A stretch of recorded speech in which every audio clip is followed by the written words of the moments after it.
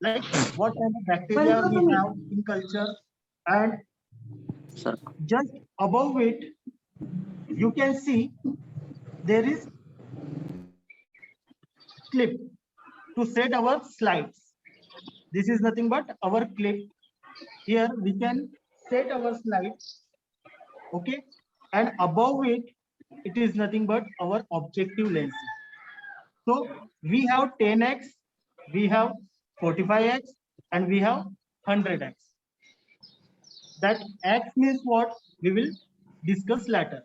Above it is nothing but the hollow body, and this is nothing but our eyepiece. And this C shape is nothing but our arm. And with the help of this arm, we can carry our microscope like this. Precaution should be taken that you should not tilt this microscope. You should handle like this only. And coming to this knob, this is nothing but force adjustment from which we can move our objective in upward direction or in towards this line. And here we have fine adjustment. Fine adjustment is for if we saw some bacteria onto the slide, that will be might be that will be blur. So we can adjust and uh, we can adjust with the help of this fine adjustment. Okay. Now moving over to the next is nothing but our this is nothing but our pipette pump. Okay. This is our pipette. You might have seen. Okay. This kind. These are our pipette with various. Okay. 1 ml, 2 ml we have. So what you need to do is you just hold this pump and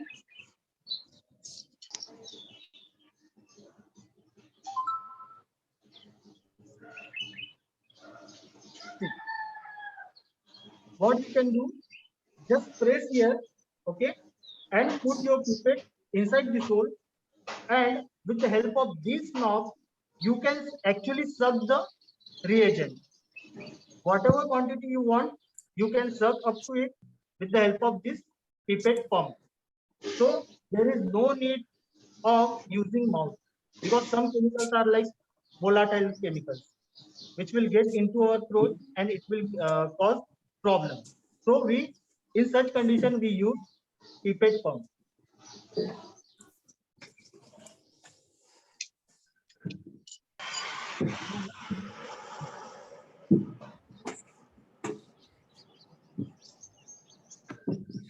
This is what we call inoculating loop. We had talked about it in incinerate. You have to sterilize this inoculating loop onto the plate. And this is nothing but our petri plate. You should hold this petri plate like this, index finger at this, and thumb like this, as to open your petri plate. And you need to do streaking over here. You need to do streaking over here. What inside the petri plate will be a nutrient media on which bacteria will grow. Okay, the precaution should be taken like all the microscopic experiments should be performed within near to the burner, so that this area is nothing but aseptic. So that is free of microorganisms. So there will be no contamination in your petri plate. Now, this everyone knows is a conical flask in which we will prepare our nutrient media, and up to onto this will be our cotton plug, so that we can put those flasks and such empty plates by wrapping it with the help of newspaper or brown paper and tying up thread over it, and we can put into the autoclave for sterilization purpose. Now coming to the next, our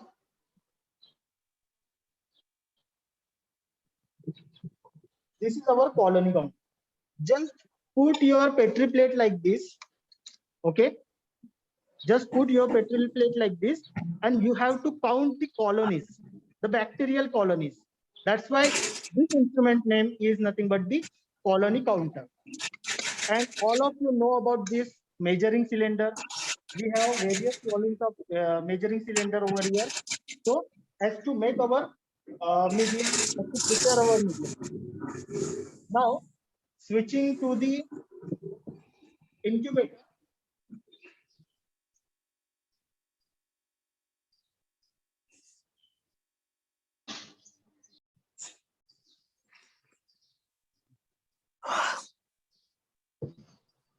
You are showing autoclave first. This is nothing but our autoclave, where we can sterilize our media as well as Petri plate or whatever we need for moist sterilization. Actually, you can see one pressure gauge is there, okay? One releasing knob is there, and you have one lid as to open this one.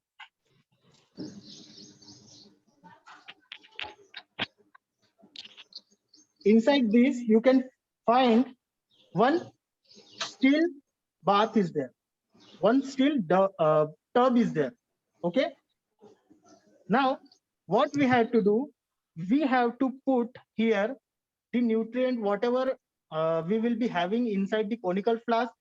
We have to tie up it with the brown paper, and we need to keep here. So what will happen? It works on moist type of sterilization. So the vapors will go, okay, vapors will go, and it will kill even pores of it, bacterial pores, even they might kill, which may escape in dry sterilization. So this is very much important. And as we know, we can't do dry sterilization for our media. So we will use our autoclave.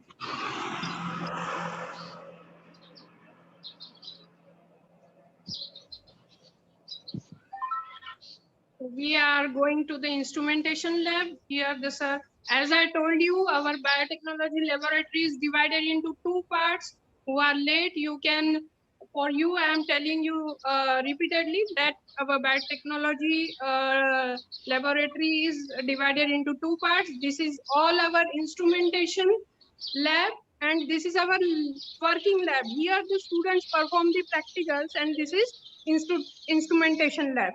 So sir will tell about in detail about incubator. So please continue, sir. This is nothing but our bacteriological incubator. Here, what we will do, we will split our plate, or we will do some inoculation, and we have to put into the incubator. What incubator will do? It will provide a proper temperature for bacterial growth. Just now you can see here the temperature is 37.4. We can adjust this temperature according to the bacterial need. Some specific bacteria will have some specific temperature requirement. So we can set those by revolving those blocks. Now inside this you can see one glass door is there. Okay, and inside it you can see they had been kept some media over there. According to this only, you have to keep your media, you have to keep your Petri plate, and it should not be open for a longer period. It should be soon, very soon. As soon as you have put your plate, as soon as you have put your tube, you have to close this door, glass door, and you have to close this main door. And for our practical, we need 1 or 2 days for bacterial growth. That is nothing but 24 to 48 hours and 37 degrees Celsius. Moving to the next is nothing but hot air. You can see here one thermometer is kept. So why it is for? Actually, this is for dry heat sterilization purpose. And mainly we sterilize our glassware, that is nothing but our pipette, our conical flask, and so on inside the hot air room. See, there are pipettes kept for sterilization purpose. Actually, what it is, it will get heat up. This is nothing but asbestos layer. Okay, and inside this will be our glass fibers, so that our whatever the heat will be, it will not get out. This compartment will be of uniform temperature, and generally we keep temperature at 160 to 180 degrees Celsius. Once if we get 160 degrees Celsius, then we need to maintain those temperature for at least 40 minutes. If we keep 180 degrees Celsius, then we need to keep those temperature stable for 20 minutes. And note of here is thermostable. So thermoregulator is there. So if you temperature over here, it will automatically set the temperature whatever you had been set. This is having thermoregulator. So and here we have refrigerator. Okay, why refrigerator? As you can see, we have various bacteriological cultures. Okay, we should keep our bacteriological cultures over in over in the fridge. So as to as to keep it dormant, and we can use it, we can reuse it whenever we need to perform our practice. And we have some chemicals over here, such as amino acids, which are very much thermoliable, which get denatured at high temperature. So we have another refrigerator. Again, the same thing is there. We have some chemicals which are heat liable. Okay, so over to you, ma'am. Yeah. Thank you. Yeah. Now, switching out to working lab again, I request Priya Borekar madam to tell about us something about paying balance. It is digital paying balance. So, can you please tell us, ma'am, Yes, how yes. to handle it? Good morning, customers, students. And this is our digital paying balance. We have to on and off first. This is your on off button. This is your sample print. This is your re-zero. This is your digital weighing uh, numbers are there. This is your platform. We have to put, this is your butter paper. Here we have to measure the media. Okay, you have to first prepare the media for the bacteria or microorganism. This is the agar agar type one, and which is from the high media. Okay, we have to measure or weigh the. So, most of our chemicals are from high media. It is a standard company providing all the chemicals for microbiology and biotechnology practicals. So this is our spatula. See, this is our spatula. With the help of this, we have to take this agar agar powder and keep it on the uh, butter paper. So first we have to re-zero, because the calibrated the weight of. So, you mean we should start from zero? From zero. Okay. This is our 595 grams. Yes. This is our 0.85, but we have know the about the 1 gram. So with the help of another end of spatula, we have to remove the extra agar agar. So this is your accurate. Okay, this is the accurate balance of 1 gram. See.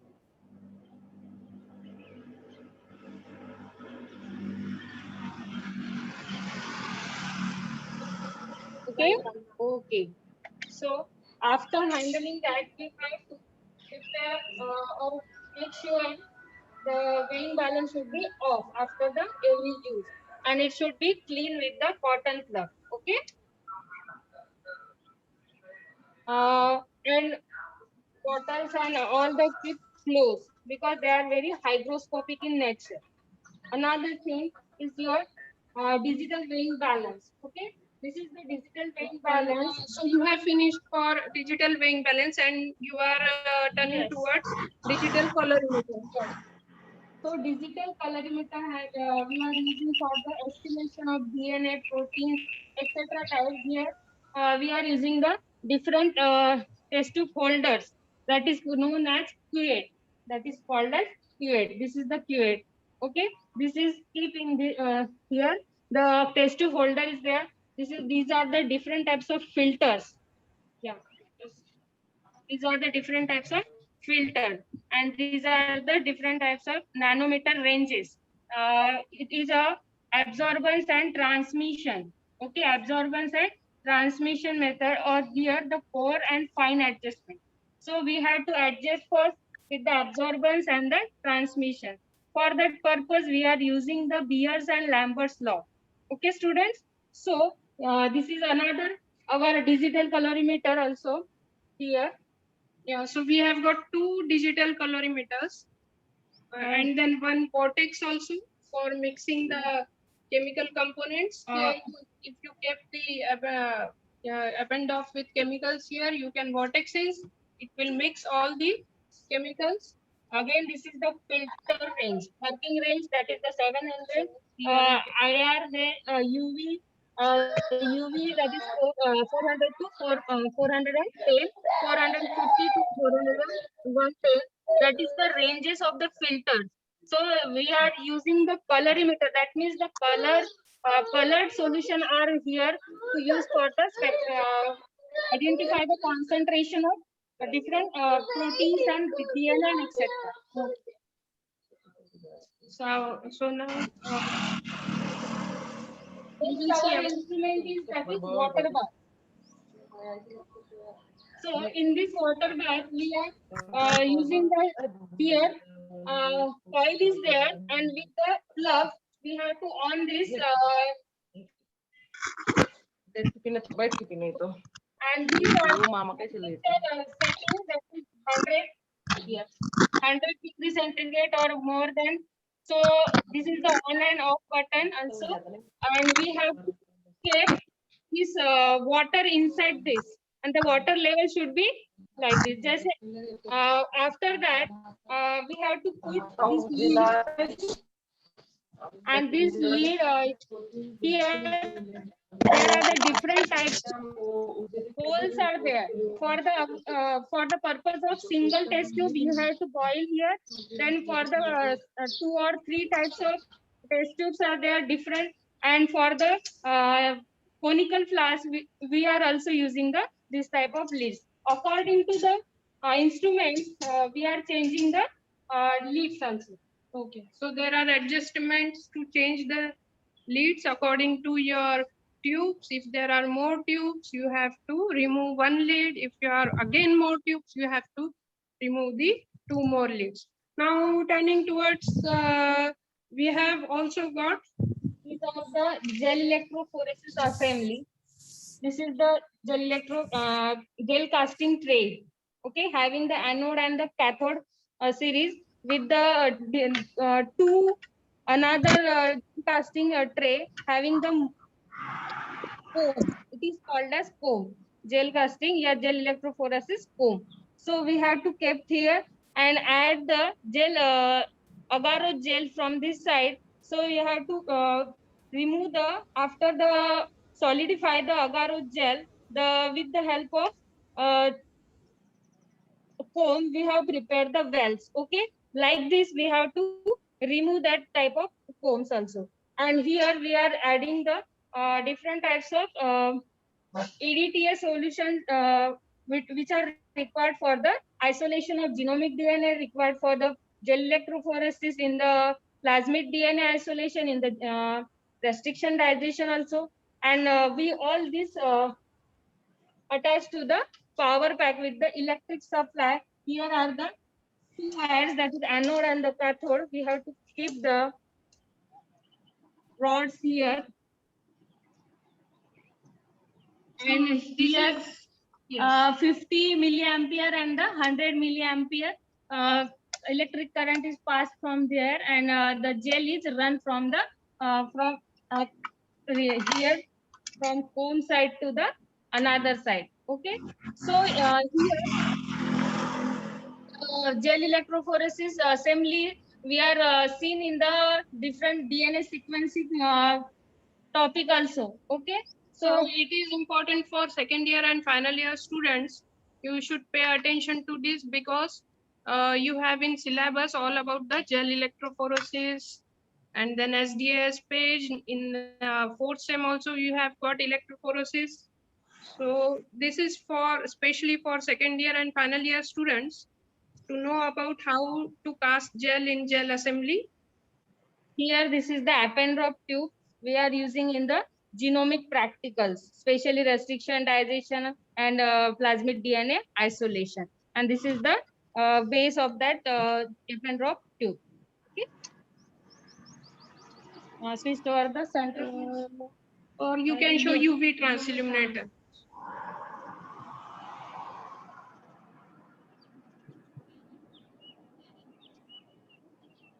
So you can have a look all over here. This is our working laboratory, and UV transilluminator is kept over here.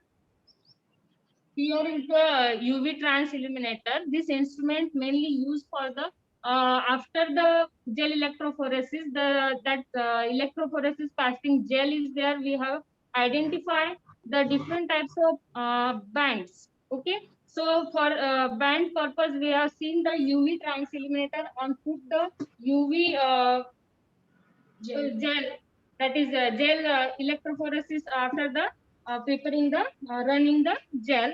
So you have to keep here and switch off, close the lid, and here is the on button. Now you can see this is the blue color light. Everyone see the blue color light? The blue color light indicates that is the UV light is there, and which is very dangerous. It can produce the mutation also. So handling this instrument, you have to take a more precautions. Okay. So and here we have to switch off uh, properly. So it is a UV transilluminator. UV lights are very dangerous to us. All of you know that. So you have to handle it very carefully, and it it will show you the gel in which DNA bands are there. So it is again very important for final year students who know all about gel electrophoresis. So here is another equipment, cooling centrifuge. So this is our cooling centrifuge used for the separation of the bacterial cells. All about the final year, but you should know the how to isolate the bacteria or isolate the DNA. Sorry. So यहाँ पर the we are know only the Watson and Crick model of DNA, but we are very much excited with the isolation of DNA. So for that purpose, we are using the cooling centrifuge. This is a knob, having the rotate that knob and open the lid. See, here are the different types of holes. The appendrop tubes are kept here. Okay, so main important is that whatever appendrop tubes are kept, they are always in a balance. That means they are in a opposite direction. If you are having the 2 or 4 appendrop tubes, so two so kept here, one and one in a opposite direction. Again, if you have the odd number of appendrop tubes, so you have to balance with the another different appendrop tube having the water also. That means distilled water mainly, and we have to of that. Here we are using the different types of centrifugation, how to control the speed. Okay, here is your motor on and off button. If in any case you have missing the addition of some chemicals, so we have to break that break on that instrument with the main this is your main switch. And if you want to miss the and add the new chemical, the brake on is there, and there is a we are on the brake and motor on also. After there is the RPM and speed are given here. So this is the automatic and the manual method. Here we are using the timer also with the minute and press to set that timer. Here the cooling centrifuge we are seeing that. So here the temperature should be managed also with the press to set. So here we are using the press button and adjust the temperature with the 5 to 10 degrees centigrade and in a minus also. So here is another Another centrifuge. centrifuge, Desktop. desktop research centrifuge. The functions are almost same, but the size of the appended tubes are different here.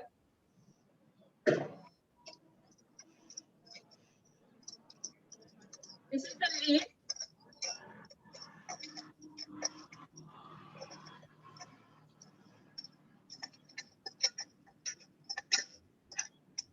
And these are the bigger size in appended tube. We are using the centrifuge that is isolate or removed or and the separated out the different types of cell debris and DNA also, plant extract also. So we are using the different types of centrifuge. So all of you have gone through the two types of centrifuges. So one was desktop and another was cooling centrifuge. Again, it is very important for our second year and final year students to understand all about the centrifuge machines. Now, here is a basic thing about micropipette that I would like to discuss with you. So here is the range. This is called a micropipette, and here range is given 0.5 to 10 microliter. So if you have to take any liquid sample between the range 0.5 to 10 microliter, you have to use this micropipette. This is called micropipette. This is this I am discussing with you with especially for first year students which do not know about micropipettes. So micropipettes are used for taking small amount of liquid. For taking large amount of liquid, we have got glass pipette. Sometimes what happens, the liquid or the chemical is very small in amount. That's why we have to use this micropipette. So you have got these tips working for the micropipettes.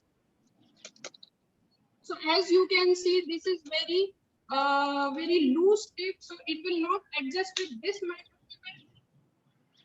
For this type of micropipette, for this range, this tip is best suited. So you have to use tips according to the range of your micropipette. So all you can see from 0.5 to 10 microliter, you have to use. If you have got micropipette from 0.5 to 10 microliter range, you have to use these tips. So I will show you how to take the liquid in this.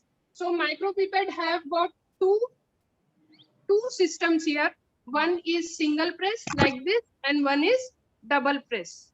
Okay. So now another range is also there, ranging from 1,000 to 100 to 1,000 microliter. This is another type of micropipette, and for this micropipette you have to use this tip. This is the tip for this range of micropipette. So as you can see here, these tips are suitable for this micropipette, and you have to take. There are two press, single press and double press. So whenever you have to take liquid in the pipette, you have to first single press it and then dip this tip into the liquid. And now you have to release it.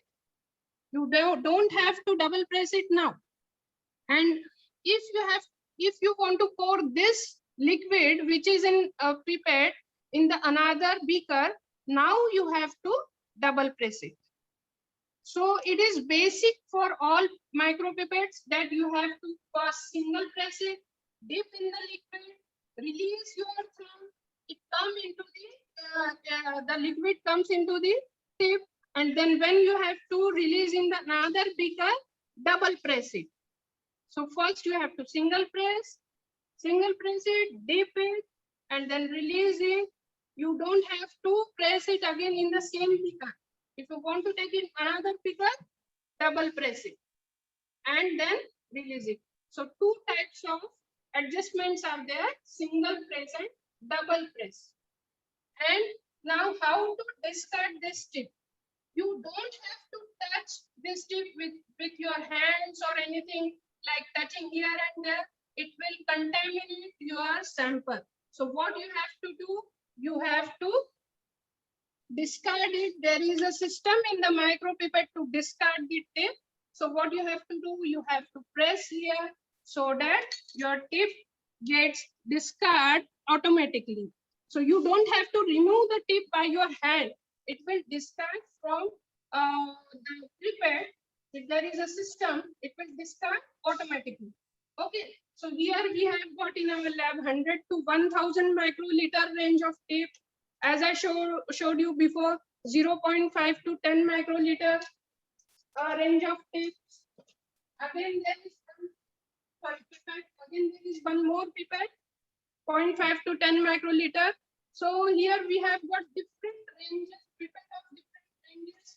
One more micropipette, 40 to 200 microliter of this micropipette. So all of these are micropipettes which are mostly used in biotechnology laboratory for taking samples which are in minute amount.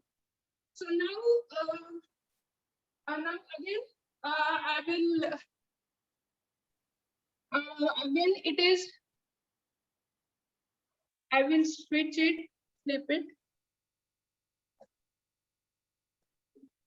So now again, I will show some different instruments. As I told you, this is our working lab. We have got instrumentation labs. We have got all the equipments needed for biotechnology practicals. Our lab is well equipped. And then one more instrument you have to discuss with us is spectrophotometer. And for that, I will call upon Akash Singh sir to explain about spectrophotometer.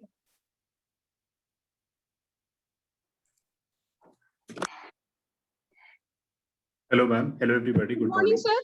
Good morning, ma'am. I request you to discuss about spectrophotometer. Okay, ma'am. I'll just share my screen and I will request you to show them the spectrophotometer when I ask you. Yeah.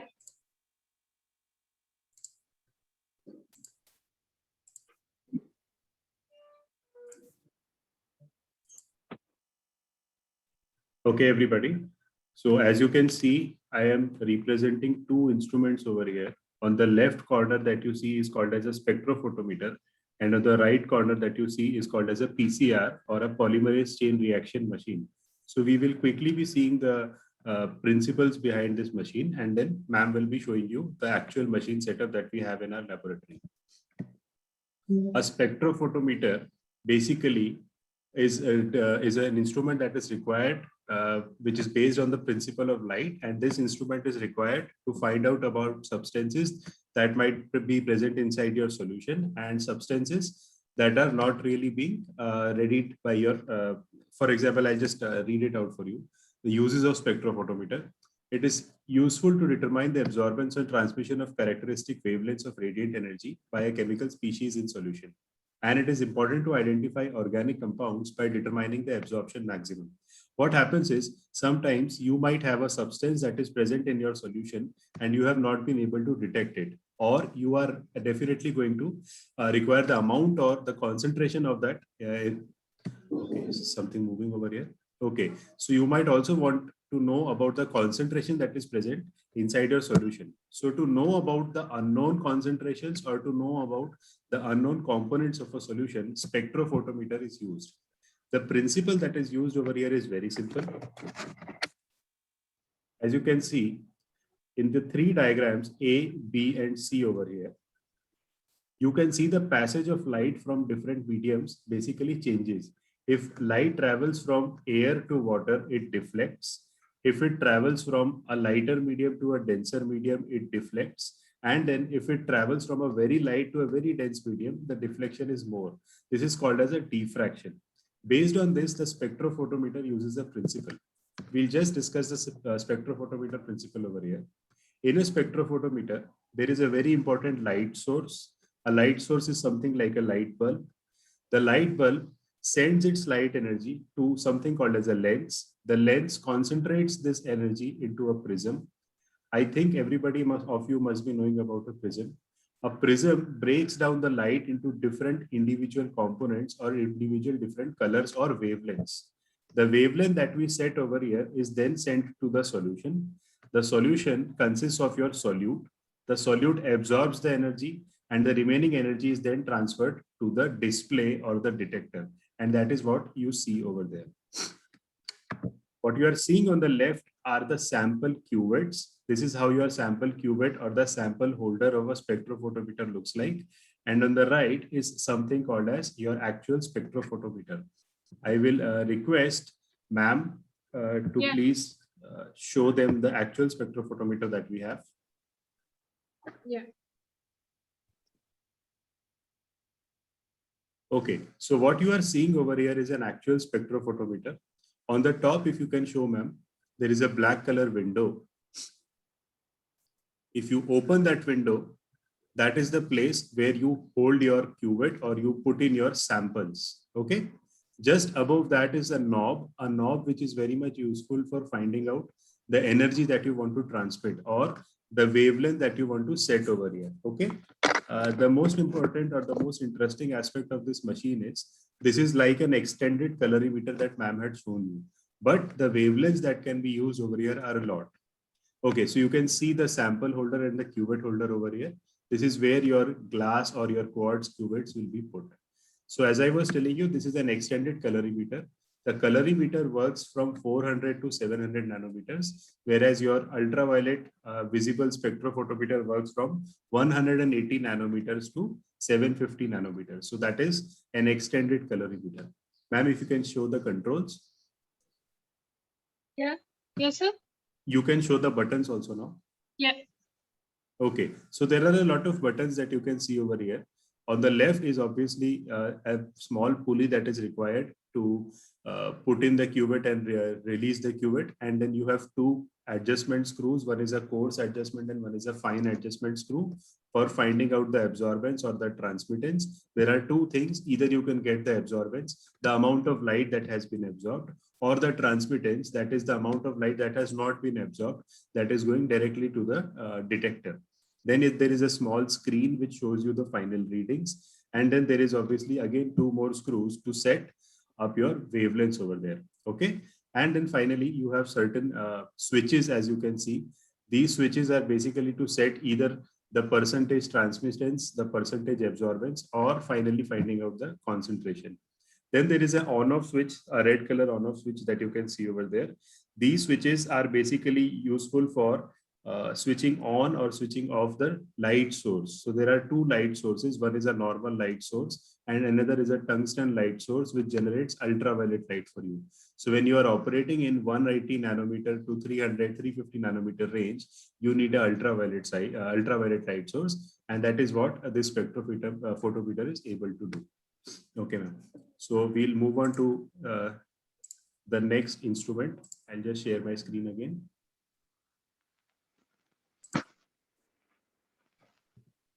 The next instrument that you are seeing right now will be a polymerase chain reaction. If you can see my presentation over here, a polymerase chain reaction very simply is used to amplify DNA. As Priya ma'am had told you, DNA is a Watson and Crick double-stranded structure. If you want to amplify, that is, you want to increase the concentration of your double-stranded DNA, polymerase chain reaction or PCR machine is useful. What it does is it amplifies your DNA from 2 to 4, 4 to 8, 8 to 16, and so on. How does it do it? It is very simple. It breaks open the strands, and after breaking open the strand, it synthesizes new strands. Every time it breaks open a strand, it synthesizes a new strand on the original strand, and that is how the DNA gets doubled.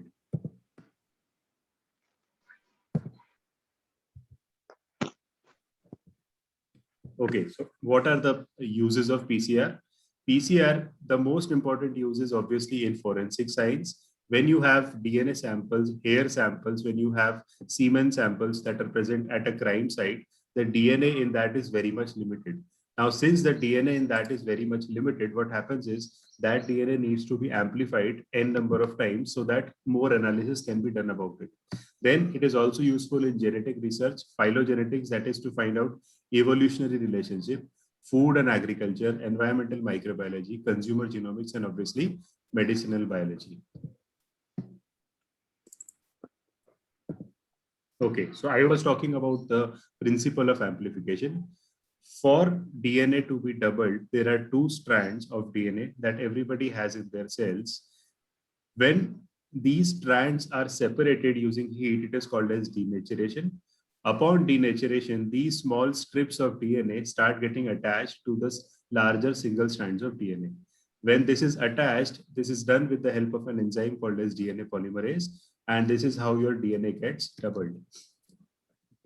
What you are seeing over here on the left is a normal PCR machine, and on the right is a real-time PCR machine.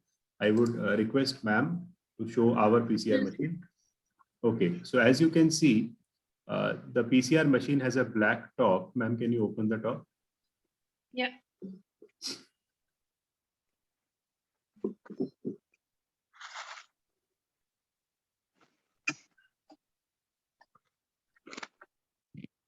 So as you can see inside, there are small sample holders. So basically micro appendor, so very small cuvettes are put over there. Your DNA sample or your DNA solution along with a lot of DNA polymerase and your DNTPs and all your raw materials is put over there. Then a small layer of oil is put over that.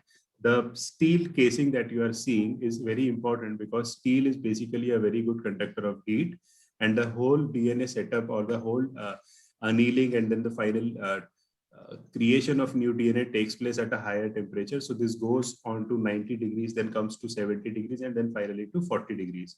So the whole setup is inside a steel cage. When the lid above is closed, you have small buttons down. So these buttons that you see over here are basically very much important to set the temperature. What happens is every time you increase the temperature, then it has to come down to a normal temperature. To set the temperature, these buttons are useful. And how many times of cycles, how many times of DNA denaturation, annealing, and then doubling of DNA do you want? That is being set over here. So you have 30 cycles, 40 cycles, 50 cycles.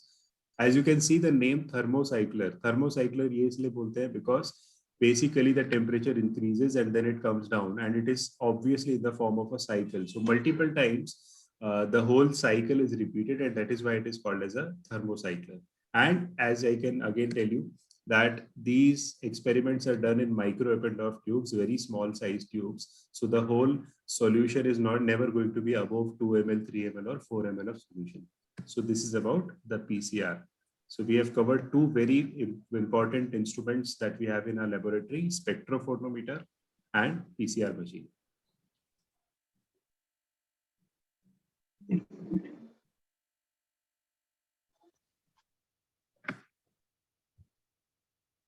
Okay, sir. Thank you, ma'am.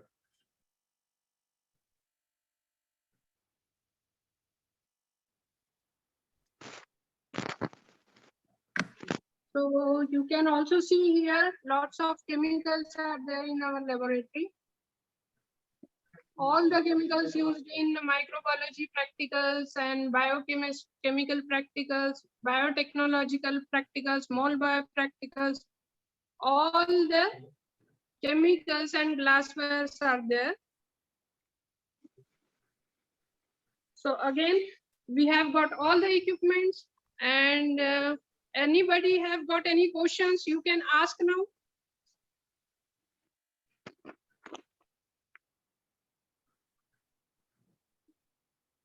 Anybody has got questions? You can ask now about any instruments. Now we are ending our training program, and you will get a feedback link that you all have to submit it. You will get a Google form feedback link, and you have to compulsorily submit the feedback link. So you will get in your WhatsApp group, respective WhatsApp group. Okay. So very much, thank you very much, Akash Singh sir. Thank you so much, Pranay Sadavarti sir, and Priya Borekar madam, for training us, for training all the students of biotechnology about different machines and different equipment. Finally, I am very much thankful to all the students of biotechnology, of biotech first year, second year, final year. I am very thankful to all of you for joining us in training program and acquiring all sorts of knowledge about handling different types of equipment. So thank you very much, students, for attending the program, and don't forget to submit the feedback link of this program. You will get in it on your WhatsApp group. Okay, thank you so much, all of you. Thank you, ma'am. Thank